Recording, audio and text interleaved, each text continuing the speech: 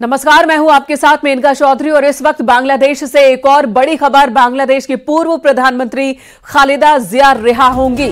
खालिदा जिया की जेल से रिहाई के आदेश हो चुके हैं। बांग्लादेश के राष्ट्रपति ने रिहाई का आदेश दिया है।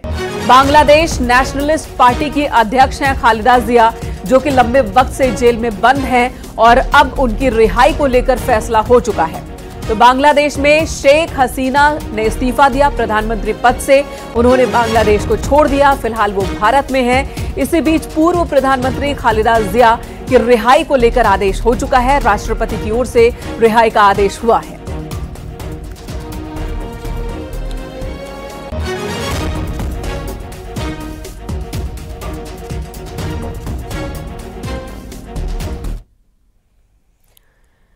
इसी बीच बांग्लादेश के हालात पर पीएम आवास में बड़ी बैठक हुई। पीएम आवास पर बैठक में सीसीएस मौजूद थे। प्रधानमंत्री मोदी को हालात की जानकारी दी गई। गृह मंत्री, वित्त मंत्री बैठक में शामिल हुए। रक्षा मंत्री और विदेश मंत्री भी मौजूद थे। तो सीसीएस की मीटिंग हुई है, कोर कमेटी की मीटिंग हुई, जिसमें महत्वपूर्ण विभागों के मंत्री मौजूद। एस जयशंकर विदेश मंत्री, वित्त मंत्री निर्मला सीतारमण, गृह मंत्री अमित शाह, रक्षा मंत्री राजनाथ सिंह इस मीटिंग में मौजूद।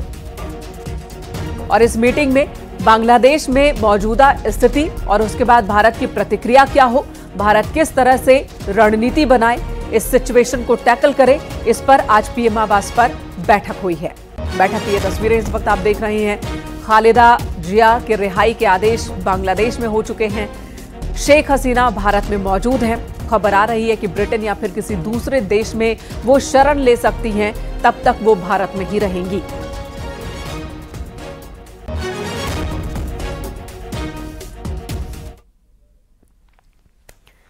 इधर सीएम आवास पर उपचुनाव को लेकर बीजेपी की बड़ी बैठक हुई। उपचुनाव को लेकर इस बैठक के दौरान मंथन हुआ है। सीएम योगी, दोनों डिप्टी सीएम मीटिंग में मौजूद थे। बीजेपी प्रदेश अध्यक्ष भूपेंद्र चौधरी, महामंत्री संगठन धर्मपाल समेत संगठन के तमाम पदाधिकारी मौजूद थे। 30 मंत्रियों की एक कमेटी बनाई गई थी। 10 सीटों पर उपचुनाव को लेकर कमेटी के सभी 30 मंत्री भी मौजूद थे।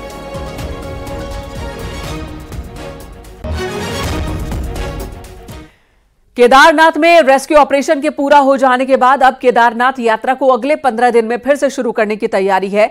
और इसके लिए पुराने रूट का इस्तेमाल हो सकता है, क्योंकि जिस रूट से अभी पैदल यात्रा चल रही थी वो पूरी तरह से बर्बाद हो चुका है। हालात ऐसे हैं कि करीब 70% पैदल रास्ता तबाही के आगोश में है।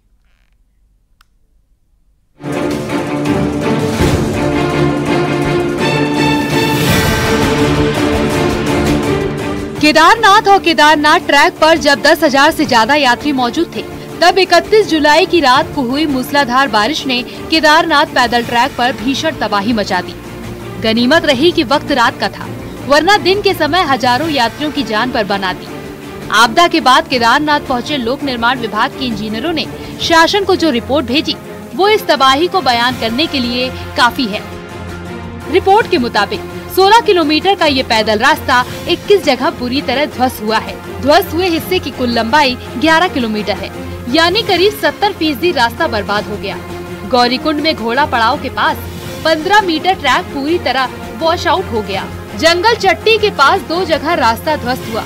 एक जगह 70 मीटर, दूसरी जगह पर 10 मीटर हिस्सा पूरी तरह खत्म। भीमवली से रामबाड़ा के बीच 4 जगह रास्ता पूरी तरह ध्वस्त हो गया। इसमें 3 पुल भी बह गए। रामबाड़ा से छोटी लिंजोली के बीच 5 जगह रास्ते का नामो निशान मिट गया है। 21 जगहों पे हमारा ट्रैक जो है फुल्ली ब्रीच हो गया है और 2 पैदल पुल हमारे जो है वो पूरी तरह से वॉश आउट हो गए हैं। और कुल अगर लेंथ वाइज देखेंगे तो 16 किलोमीटर के ट्रैक में मोटा मोटा एवरेज 11-12 किलोमीटर का ट्रैक हमारा बुरी तरह से क्षतिग्रस्त हुआ है। लोक निर्माण विभाग अब युद्ध स्तर पर पैदल ट्रैक के निर्माण में जुट गया है। पहली प्राथमिकता 2 फीट चौड़ा ट्रैक तैयार करने की है, ताकि जरूरी सामान पहुंचाने के लिए रास्ता बनाया जा सके। इसमें भी कम से कम 10 दिन का वक्त लग सकता है। इसी रास्ते को बाद में 6 फीट चौड़ा किया जाएगा और इस पूरी प्रक्रिया में कम से कम 40 दिन का समय लगेगा। अब PWD ने सभी डिवीजन के गैंगमैन को केदारनाथ बुला लिया है। फर्स्ट प्रायोरिटी हमारी ये है कि एक ट्रैक 2 फीट का ट्रैक हम ऐसा कर सकें जो एसेंशियल चीजों का मूवमेंट और कम्युनिकेशन हो सके, तो उसके बाद ही जो है इस वीक एंड तक हम टोटल मॉनेटरी लॉस असेस कर पाएंगे। केदारनाथ में तबाही सिर्फ यहीं तक नहीं है।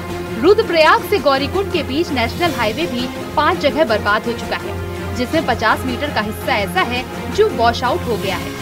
सोमवार को पीडब्ल्यूडी सचिव पंकज पांडे ने भी केदारनाथ पहुंचकर नुकसान का जायजा लिया। लिहाजा उम्मीद की जा रही है कि जल्द रास्ता बनकर तैयार किया जाएगा। देहरादून से न्यूज़ 18 के लिए सुनील नवप्रभात की रिपोर्ट। उधर मथुरा में सड़क हादसा हुआ, 3 कांवड़ियों की मौत हो गई। बाइक सड़क पर खड़े ट्रैक्टर ट्रॉली से टकरा गई। कांवड़िए वृंदावन गोपेश्वर महादेव पर जल चढ़ाकर लौट रहे थे। घटना कस्बा सुरीर के पास की है। पुलिस ने तीनों के शव पोस्टमार्टम के लिए भेजे हैं।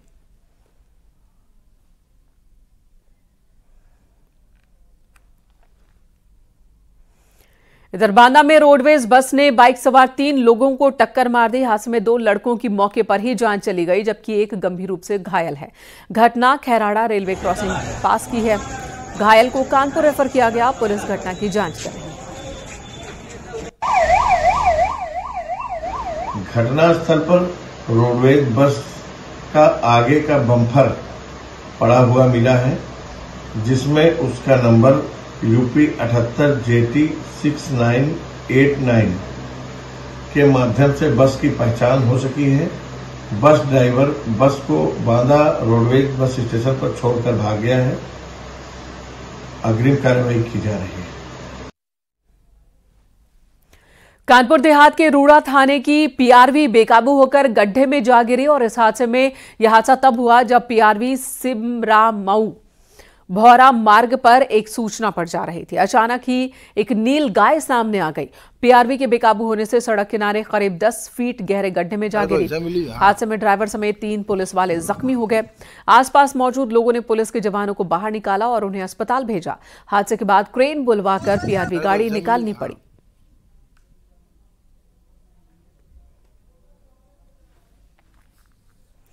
हमीरपुर में सड़क हादसे में घायल फैक्ट्री कर्मचारी की मौत से परिवार नाराज है। परिजन ने मुआवजे की मांग की है और फैक्ट्री के गेट पर शव रखकर हंगामा किया। मामला सुमेरपुर थाना के फैक्ट्री एरिया इलाके का है। सूचना पर पुलिस टीम पहुंची, परिवार को समझाया और अंतिम संस्कार के लिए वापस गांव भेजा। वो ये हिंदुस्तान कंपनी का वर्कर था। वो यहाँ पे काम करता था, नौकरी करता था वो, और उसकी एक्सीडेंट से मृत्यु हुई। किस तरह मृत्यु हुई हम लोगों को ये जानकारी नहीं है, क्योंकि किसी ठेकेदार ने या किसी कंपनी के व्यक्ति ने हम लोगों को सही जानकारी नहीं दी। और ये लोग कोई सूचना भी नहीं दी गई और ये लोग लेके हमीरपुर जिला अस्पताल गए, वहाँ से रेफर करवा के कानपुर ही चले गए। हम लोगों को कोई जानकारी कब और कहाँ कब किस तरह उसकी मृत्यु हुई हम लोगों को कोई जानकारी। उन्नाव में महिला को बंधक बनाकर रेप की कोशिश और मारपीट का आरोप है। बंधक बनाने का वीडियो वायरल हो रहा है। आरोप है कि महिला खेत गई थी, तभी उसे बंधक बनाकर उसके साथ छेड़खानी की गई। पुलिस ने महिला को छुड़ाया। महिला ने 7 लोगों पर बंधक बनाकर रेप की कोशिश और पिटाई का आरोप लगाया है। पीड़िता ने एसपी से कार्रवाई की गुहार लगाई है। आपको खंबे में कितनी देर बांध रखा है? 1 घंटा। आपने पुलिस से शिकायत की थी? हाँ, पुलिस को शिकायत की, तब पुलिस आई, तब खुलवाई। पुलिस कोई कार्रवाई नहीं की। अभी तक कोई कार्रवाई नहीं हुई है? कोई नहीं की। आज कप्तान ऑफिस आई हैं, कप्तान जी से बात मुलाकात हुई है? हाँ, हुई है। क्या बोले हैं? कहते ठीक है, जाओ, तुम्हारी एप्लीकेशन दिखाई जाएगी, बोली जाएगी वहाँ पे।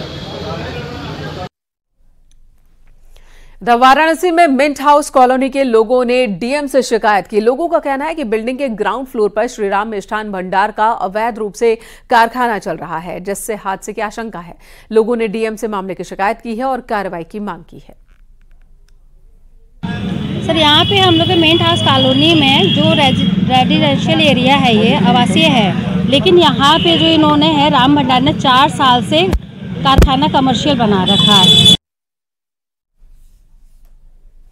इधर सुल्तानपुर में बेसमेंट में चल रही कोचिंग के खिलाफ एक्शन जारी है। आज एसडीएम और मुख्य अग्निशमन अधिकारी की अगुवाई में छापेमारी हुई तो बेसमेंट में चल रही कोचिंग और अवैध रूप से चल रही डिजिटल लाइब्रेरी के मालिकों के बीच हड़कंप मच गया। 6 कोचिंग सेंटर्स के मालिकों को एसडीएम ने नोटिस दिया और 3 दिन के अंदर जवाब मांगा है। अब तक 60 से ज्यादा लोगों को नोटिस दिया गया है।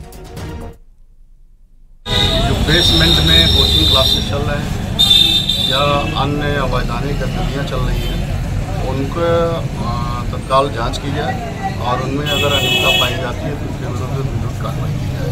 उसी क्रम में हम लोग लगभग 1 सप्ताह से कार्रवाई कर रहे हैं। सारे बेसमेंट की जांच कराई है। यहाँ पर 5-6 कोचिंग और डिजिटल क्लासेस अभी मिले हैं, बेसमेंट में चल रहे हैं, इनको नोटिस जारी किया गया है। बरेली में नाबालिग का अपहरण कर धर्मांतरण कराने वाले सलमान को पुलिस ने 2.5 महीने बाद गिरफ्तार कर जेल भेजा। सलमान पर मुकदमे में अपहरण, दुष्कर्म, पॉक्सो एक्ट और धर्म परिवर्तन की धाराएं बढ़ाई गई हैं। बीते 9 मई को किशोरी की गुमशुदगी की रिपोर्ट दर्ज होने के बाद अपहरण का मामला दर्ज हुआ था। आरोपी सलमान से पूछताछ में ये बात सामने आई कि वो किशोरी को अगवा कर ले गया, किराए के मकान में रखा, उसने निकाह कर उसका धर्मांतरण कराया और नया नाम मरियम रख दिया। कई बार दुष्कर्म भी किया। एक मुस्लिम समाज का युवक हिंदू समाज की नाबालिग लड़की को रात को उसको घर से बहला फुसलाकर ले गया। जब लड़की के माँ को उसकी जब घर में ना होने की जानकारी मिली सुबह, तो उन्होंने थाने में जाकर रिपोर्ट दर्ज करवाई और परिवार वालों से ही पता लगा कि वो लड़की जो है सलमान नाम के व्यक्ति के साथ गई है, बहला फुसला कर ले गया उसको व्यक्ति को। काफ़ी खोजबीन की पुलिस ने, कोई जानकारी नहीं मिल पाई। पुलिस आए दिन इस प्रकरण को लेकर लीपापोती करती रही। सलमान नाम का लड़का उसे ले गया था।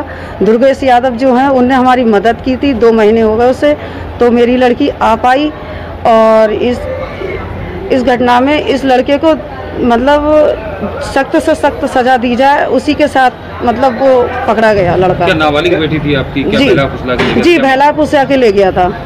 क्या धर्मांतरण वगैरह भी करा, धर्म परिवर्तन हुआ है क्या? जी। इधर लखनऊ में बुजुर्ग महिला की हत्या से सनसनी फैल गई। मामला सरोजनी नगर का है। घर में घुसकर महिला की गला दबाकर हत्या की गई। महिला घर में अकेले रहती थी। महिला का बेटा अहमदाबाद में था। फिलहाल पुलिस मामले की जांच कर रही है। महिला जो 70 वर्षीय बुजुर्ग महिला थी, जो अकेले रहा करती थी, सरला वाइफ ऑफ स्वर्गीय अशोक कुमार काका, इनकी हत्या कर दी गई है। इस घटना के संदर्भ में सूचना पर तत्काल पुलिस मौके पर आई। यहाँ पर पुलिस की टीम मौजूद है, डॉग स्क्वाड ने भी किया है और क्राइम ब्रांच की टीम है। इसमें विधिक कार्रवाई की जा रही है। शीघ्र केस का अनावरण किया जाएगा।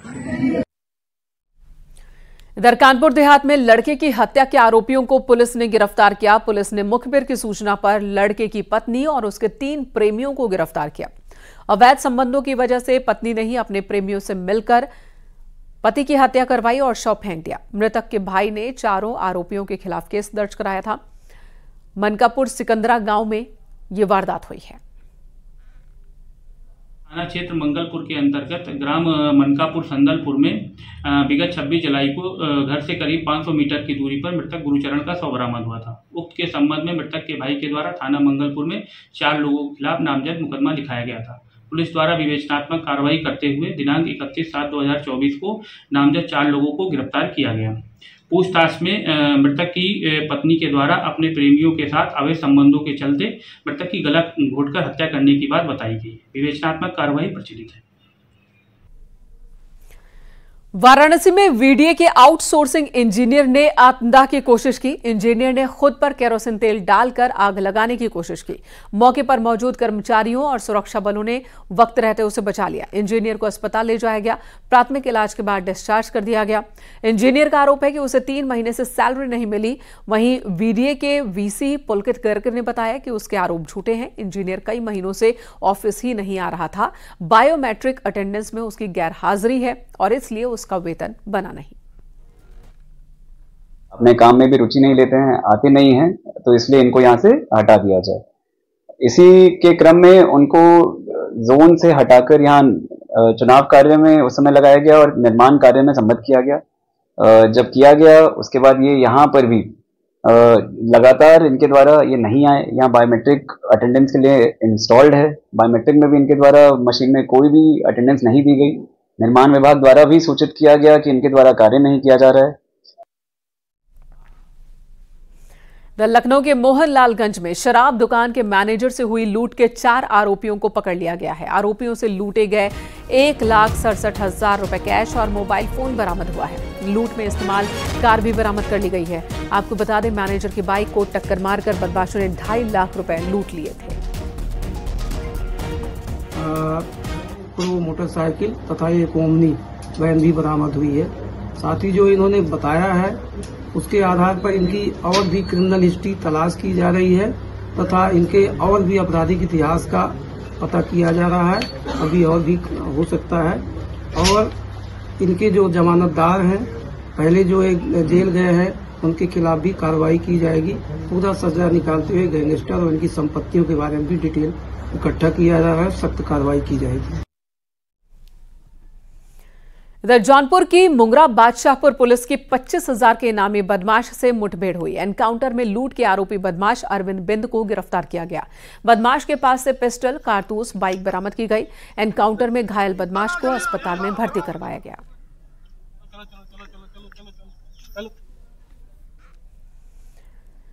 बलिया में अवैध शराब की होम डिलीवरी करने जा रहे तस्कर को पुलिस ने गिरफ्तार किया है। तस्कर की बाइक से अवैध शराब मिली।